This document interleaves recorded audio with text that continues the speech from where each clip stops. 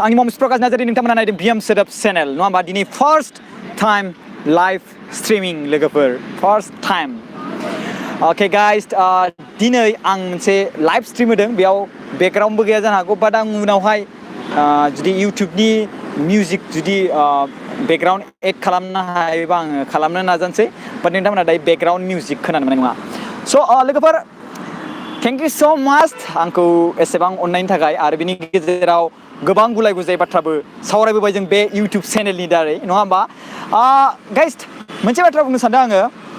नोंथांमोननि साबस्क्राइब आरो नोंथांमोननि सापर्ट नोंथांमोननि अननाय आरो नोंथांमोना ओरैबायदि खालामो आं मालाबा समाव मिनिनोबो ओंखारो लोगोफोर नोंथांमोनखौ मानो मिथिगौ ना मानो मिनिनो ओंखारो मानो होनबा आङो भिडिअखौ जास्ट आपल'डल' खालामो नङा होमबा अब्लानो सोरबा ओरैबायदि खालामो लाइक नङा होमबा भिडिअखौ नाया हसिया डाइरेक्टलि फार्स्ट टाइम फार्स्ट भिउ स' किउट बिराद मोजां मोनो आङो बेफोरबायदि जुदि होयोब्ला लोगोफोर स' गोजोननाय मोनो जुदि डाइरेक्ट नायालासिनो सोरबाफोर कमेन्ट गाज्रि होयोब्लासो एसे दुखु मोनो सिगांग्रो नायग्रोनांगौ बिनि उनावहाय कमेन्ट्स होनांगौ नङा होमबा जुदि नायालासिनो डाइरेक्टलि ओरैनो जास्ट 1 सेकेन्ड 2 सेकेन्ड बा 5 सेकेन्ड बा 10 सेकेन्डसिम नायनानै डाइरेक्टलि खोथा बाथ्राखौ मोनथिया हसिया डाइरेक्टलि लाइक आरो बिनि उनावहाय कमेन्ट्स होयोब्ला माने बिराद मोजां जादों फार्स्ट टाइम बिराद मोजां मोनो माने बिराद किउट नाङो आरो माने स' गाइस आङो लाइभ फैनायनि जाहोना जाबाय नोंथांमोनखौ धन्यबाद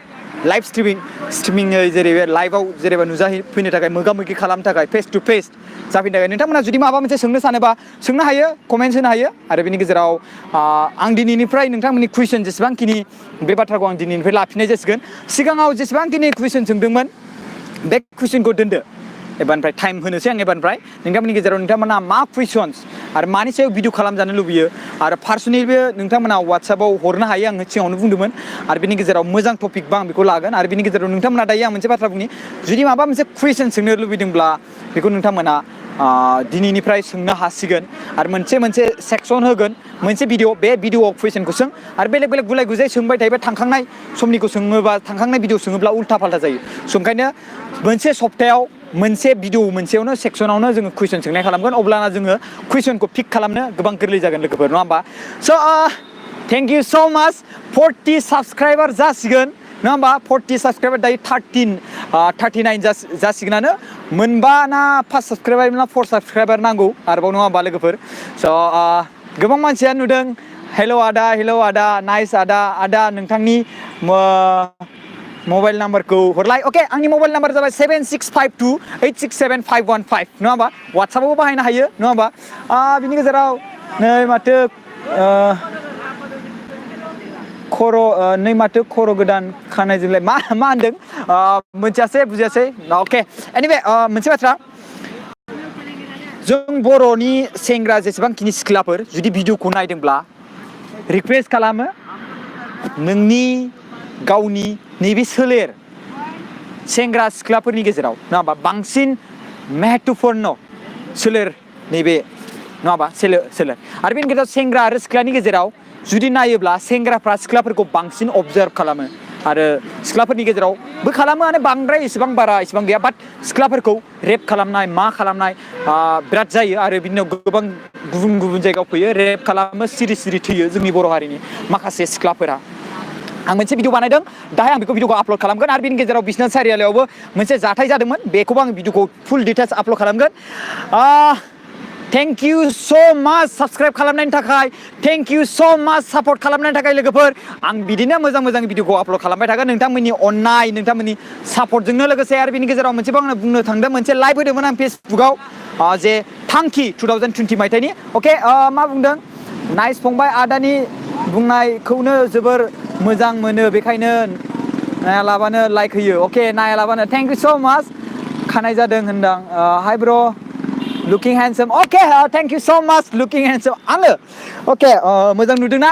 अके एनिवे खानायखौ एसे हादोंमोन आङो ओंखायनो मोजां नुदों जानांगौ नङा होमबा अके एनिवे दायो गासै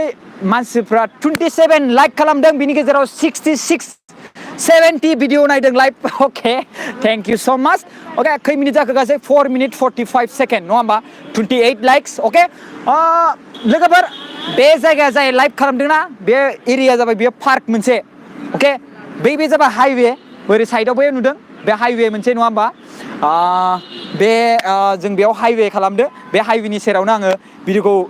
बानायदों आरो बिनि गेजेराव जोंहा पान्जाबिफोर गोबांफोर दङ लोगोफोर गोबां मानसिफोर पार्कआव बेरायनो फैदों नङा होमबा अके सोरबा सोंदों माबा मोनसे दा आं इउटिउब चेनेल खुलिबाय मारै खुलिगोन आदा अके इउटिउब चेनेल खुलिनाया बिराद गोरलै जास्ट नोङो इमेल आइडि खुलि जास्ट इमेल आइडिखौ बोरै खुलियो बेखौ सोलोंना ला ओमफ्राय इमेल आइडिखौ लगइन खालाम इउटिउबाव थां बे अलरेडि लगइन जाना थायो बे नोंनि नामाव ओमफ्राय भिडिअखौ आपल'ड खालामनायल' स्टार्ट खालाम जायखिजाया आपल'ड ओरै क्लिक मोनसे थायो भिडिअ आइकन बायदि नङा होमबा बेयाव जास्ट क्लिक खालाम भिडिअखौ आपल'ड खालामना हो टाइटेलाव क्रिएट टाइटेलाव मा लिरनांगौ जेनेबा हमना ला मोनसे टाइटेल लिरदो जेनेबा मानि सायाव भिडिअ बानायदों ओंखाम ओंख्रि संनाय खालामनाय बा जानाय लोंनाय दाउदै बायदिसिना रुनाय माबा माबि बिराद बानायलाबायनाय खायसे थायोना नङा होमबा स' बेफोरबायदिनो टाइटेल होना बुंदो नङा होमबा दाउदैखौ माबोरै रुयो दाउदैखौ माबोरै जायो नङा होमबा स' बेफोरबायदिनो नोंनि बर'नि हांखोजों लिरोब्ला देबानिगिरि होननाय मोनसे दङ देबानिगिरि होननाय मोनसे दङ बे स' बेयाव नों टाइप खालामदो बर'नि आरो इंलिसनि रोङोबा इंलिसनि नङा होमबा स' बिदिल' जास्ट आपल'ड खालामना होदो बिनि उनाव आपल'ड अट'मेटिकलि भिडिअखौ नायग्राफ्रा नायबाय थागोन आरो नोंनि भिडिअआ मोजांब्ला होमबाना जोंनि इउटुबनि जाय गुगोल्स बा इउटुब बिगोमा बिनि मोनसे सिस्टेम बानायना दोनदों जुदि नोंनि भिडिअखौ गोबां मानसिफ्रा नायो 4 मिनिट्स नायो अब्ला बेखौ रिकमेन्डेड खालामनानै होयो अके आदा बे जायगाया बबे जायगानि अके बे जायगाया जाबाय पान्जाबनि महालि होनना बुङो अके ओमफ्राय बिनि उनाव पेज नाम्बार 5 होनना बुङो बेखौ हाय आदा प्रकाश मा खबर मोजाङानो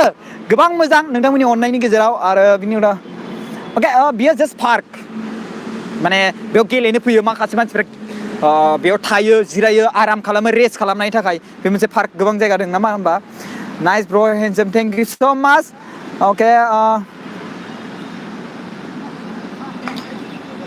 अके सोरबा मेसेजखौ डिलिट खालामफिनदों अके बिदिनो जायो मोनसे मालाबा समाव कमेन्ट्स जाय भिडिअ आपल'ड खालामो बै कमेन्ट्सखौ मा खालामो डिलिट खालामना होयो खायसे मानसिफ्रा स' डिलिट खालामोबा आं बोरै मिथिनो नङा होमबा जे नों मा बुंदोंमोन मा बुङाखैमोन स' बिनिखायनो डिलिट खालामनाङा नङा होमबा स' सासे गथ' बे पार्कआव बेरायदोंमोन आं बेखौ लिंहरदों नाय बे सासे गथ' बेफोरबायदिनो बे जायगाफोरनि बे पान्जाबनि जायगायाव थानाय आरोना क्या नाम है आपका चांद ओके पढ़ाई नहीं कर रहा है ओके अभी यहाँ पे कहाँ पे जा रहा है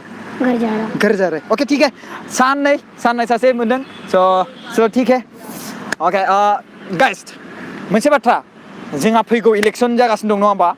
2020 नि बिटिसि एरियायाव जोङो बर' हारिनि गासिबो राजाफ्रा खौसेथि जानांगोन नङा होमबा अके कमेन्ट्स फैदों डेन्जार माथो आदा अके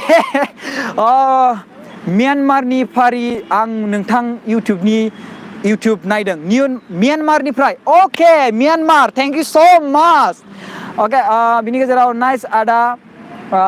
समायना लुक लाइक नुदों अके इडुकेसन फर बड' नङा होमबा नों सेंग्रा ना सिख्ला जुदि सिख्ला बा समायना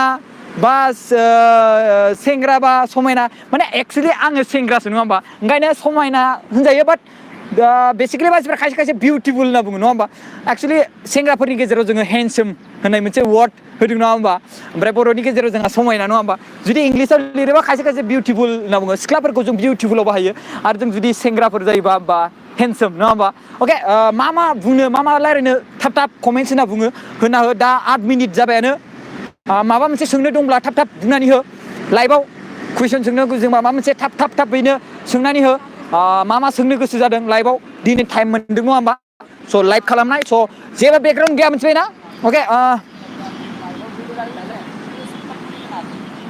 अके हिर' जानो समायगोन मा होनदों प्रहलाद बर' अके गोमोथाव बड'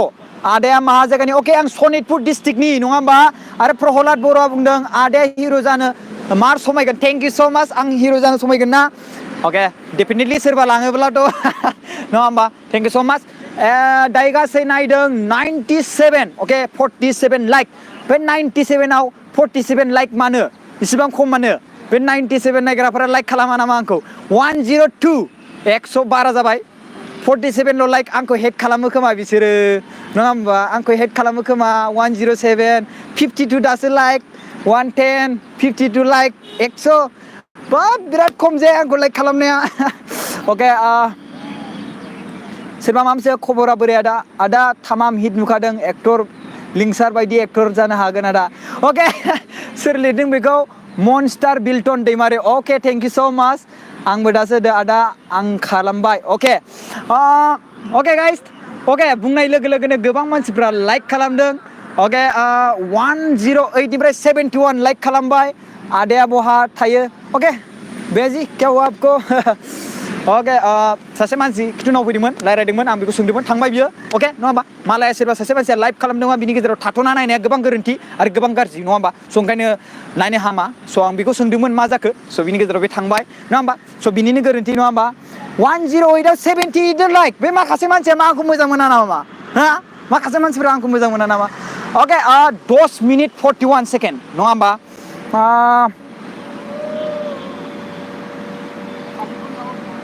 जायगायालाय मा जायगानि आं बुंबाय गले गले बेयो चन्डीगढ़ पान्जाब स्टेटनि सिङाव थानाय चन्डीगढ़ आरो बेबो मोनसे माने टेरिटरियेल काउन्सिल होनना बुंजायो बेबो चन्डीगढ़आबो मोनसे स्टेट माने जाहां बिदि बुङो एक्सुवेलि हारियाना आरो चन्डीगढ़ बे मोननैया मोनसे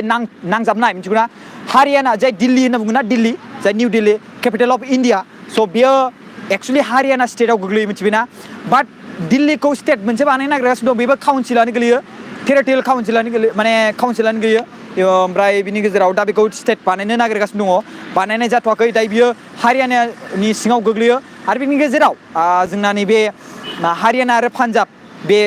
समान सिमा जायो आरो बिनि गेजेराव हारियाना आरो पान्जाबनि मोनसे जुदि जोङो नायो जेनेबा बबे केपिटेल होनना बुङोब्ला चन्डीगढ़ हारियानायाबो चन्डीगढ़आनो गोग्लैयो आरो पान्जाबनिबो केपिटेल गोग्लैयो बिनि बे पान्जाब स्टेटनि सिङाव मोनसे फिसा महालि सिटि होननाय मोनसे दङ आरो चन्डीगढ़नि गेजेरावनो चन्डीगढ़ खाथियावनो आरो बेनि गेजेराव मोनसे पार्क फिसा दं आं बिनिफ्राय नोंथांमोनजों रायज्लायहरदों लोगोफोर अके 12 मिनिट जाबाय बिनि गेजेराव नोंथांमोना माबा मोनसे सोङोबा थाब सोंबावदो लोगोफोर सनितपुर मायगानि लाइकआव मारै खालामो लाइकआव बे लाइक बटनखौ सेरनानै होबानो जायो लाइकखौबो खालामनो रोङा नामा अके सिख्लाफोर गैया नामा सिख्लाफोरल' नागिरो नामा आयौ सिख्लाफोरल' नागिरो नामा लोगोफोर अके लोगोफोर मोनसे बाथ्रा बुंनि आं जेरै खामानि मावनानै निजिनि लाइफखौ दायो नोंथांमोनाबो निजिनि लाइफखौ दानो नाजा नों जुदि फरायसाबा फरायनो नाजा एसे गोसो होनानै फरायनो नाजा गोसो होनानै जिउआव माबा मोनसे साक्सेस जानो नाजा आरो बिनि गेजेराव नों जुदि हाबा जायोब्ला बै हिनजावखौ बोरै फिगोन नङा होमबा हाबायाथ' बयबो जानो लुबैयो इन्जयमेन्टखौ बयबो खालामनो लुबैयो मा आंखौ खालामनो लुबैया बेबायदि सानो नामा आंबो हाबा जानो लुबैया सानो नामा आंबो न'खर दानो लुबैया सानो नामा बयहाबो दानो लुबैयो बिनि गेजेराव जोङो हिनजावखौ फिनो हानाय बा न'खर फिनो हानाय मोनसे मोजां न' बानायनो हानाय केपेसिटिखौ जों सानग्रोनांगौ नङा होमबा स' बेनो आरोना सनितपुर मा जायगानि अके माला फैगोन बड'लेण्डआव थांगासिनो दं लोगोफोर नोंथांमोनजोंनो लोगो हमनो थांगासिनो दङ हाहा सिख्लाफोरखौ मानो नांगौ हारसिंनो मोजां आदा किप इट आप अके हिर' नुदों अके खानाया सिनजादोंना आदा अके येस आदा बिसनाथआव सासे सिख्ला जिनाहारि जानाय अके बिनि सायाव आं भिडिअ बानायखादों बेखौ आपल'ड खालामगासिनो दं बे जिनाहारि भिडिअखौना फुल डिटेल्स मिथिबायना बिनि बिफानि नाम बिनि बिमानि फुल डिटेल्स हिस्ट'रि माबोरै जादों बिनि भिडिअ आपल'ड खालामगासिनो दं जिएफ दंना गैया ब्र नोंनालाय जिएफ दंना गैया सिगांनिफ्रायनो गोबां मानसिफ्रा सोंगासिनो दंमोन कि आंनाव जिएफ गैगोना गैया नङा होमबा एक्सुवेलि बुंनो थाङोब्ला बे गोबां माइनाव सिक्रेट थानांगौ नङा होमबा आं बेखौ थारैनो बुंगोन नङा होमबा जिएफ गैगोना गैया नङा होमबा जुदि आङो जिएफ दं होननानै बुङोब्ला खायसे सिख्लाफोरा आंखौ फल' खालामनाय नङा आरो जिएफ गैया होननानै बुङोब्ला खायसे सिख्लाफोरा बुंगोन एफा माबा जानानै जिएफ गैया थागोन बे थगायदों बियो थगायदों जानांगौ नङा होमबा स' ओंखायनो एन्सारखौ होथ'ला आङो मोननैखौबो नङा होमबा कमेन्ट्सखौ थाब हो थाब होलाय कमेन्ट्सखौ मा नांगौ जादों थेंक इउ आदा भिडिअखौ होनाय नेनायनि थानाय जाबाय अके नेनानै दा आं भिडिअखौ होगासिनो दं दाहाय अके थाब फै गोखां बसुमतारी थाब फै अके थांगासिनो दं लोगोफोर मैखोम बसुमतारी किप इट आप अके सनितपुर मा गामिनि आदाया अके एक्सुवेलि गोबां मानसिफ्रा सोंगासिनो दं सनितपुर मा गामिनि अके सनितपुर मा जायगानि मा गामिनि अके आंनि गामिखौ नांथारसिगौ नामा आंनि न'आव थांथारसै नामा आं बेखौसो सोंनो लुबैयो लोगोफोर नङा होमबा स' आंनि जायगा सनितपुर डिस्ट्रिक्टखौनो गम मोननानै लादो नङा होमबा सनितपुर डिस्ट्रिक्टनिफ्राय आं होननानै बेखौ साननानै लादो बा जथेस्थ' बेनो उनावहाय गासिबो डिटेल्स मोनथिलोंजोबगोन नङा होमबा स' माखासे बाथ्राखौ जोङो बुङालासिनोबो थानो गोनां जायो आदा आंना मबाइला चार्ज गैला 2% दं आदा सोर बुंदों बेखौ BMW मिक्सार ना मा होनखो अके नोंना चार्ज गैला इट्स अके उनावहाय नायफिनबानो जाबाय भिडिअखौ स' गाइस गासै 15 मिनिट जाबाय आङो गासै 15 मिनिट लाइभ होबाय थेंक इउ स' माच गासै आङो दायो 39,000 जानांसिगौमोन दहाय 5% जादोंमोन दायो बेसेबां साबसक्राइबार जागोन बेखौ मिथिया आं नेना थागोन बाट जोंनि बर' हारिनि गेजेराव गासै 1.5 मिलियन्सनि गेजेराव आं 1 मिलियन्सनिबो बारा साबसक्राइबार लुबैयोमोन बाट माथो 1 लाखखौनो जाया जागासिनो दङ गोबां दुखुनि बाथ्रा नङा होमबा अके जों जालांबाय थागोन बुजिलांबाय थागोन माखासे हेंथा थाखायो आरो बिनि गेजेराव माखासे बाथ्रा बुंनो सानदों जाय मानसिफ्रा आङो बर' हारिनि गेजेराव मोनसे भिडिअ बानायबाय थायो कि जाय सिख्लाफोरा सेंग्राफोरा हाबानि सिगां जिनारि बेफोरबायदि जायालासिनो थाब मोजां जायो बेनि गेजेराव माखासे सेंग्राफ्रा आंनि हेंथा थांदों मानो बैसोर सेंग्राफ्रा बै सिख्लाफोरखौ जुदि आं बादायोब्ला बै सिख्लाफोरखौ जुदि गासिबो सिख्लाफ्रा गासिबो बेफोरबायदि जालाब्ला मोजां जाजोबब्ला बै सिख्लाफोरजों गेलेनो मोननाय नंला नङा होमब्ला स' बिनि थाखायनो बिथांमोना आंनि हेंथायै माखासे पस्ट होयो मानो होनबा बिसोरो बै सिख्लाफोरजों गेलेनो मोनलाबा गासिबो सिख्लाफ्रा मोजां जायोब्ला सोरजों गेलेनो मोनबावगोन नङा होमबा सोरखौ गेलेना गारनो मोनबावगोन स' लाइक खालामदो थाब थाबनो भिडिअखौ नायदोंब्ला आं बे बुंनायनि थाखाय स' thank U so much guys आं भिडिअखौ दोनथ'नोसै बिनि थाखाय दिनैनि भिडिअआ बेनोसै स' आं नेनानै थागोन नोंसिनि गासिबो माबाखौ आदा बिनि लाइभखौ होबाय था अके लाइभ जागोन थेंक इउ स' माच होबाय थागोन अके स' आङो भिडिअखौ दोनथ'नोसै लोगोफोर मिथिबायना स'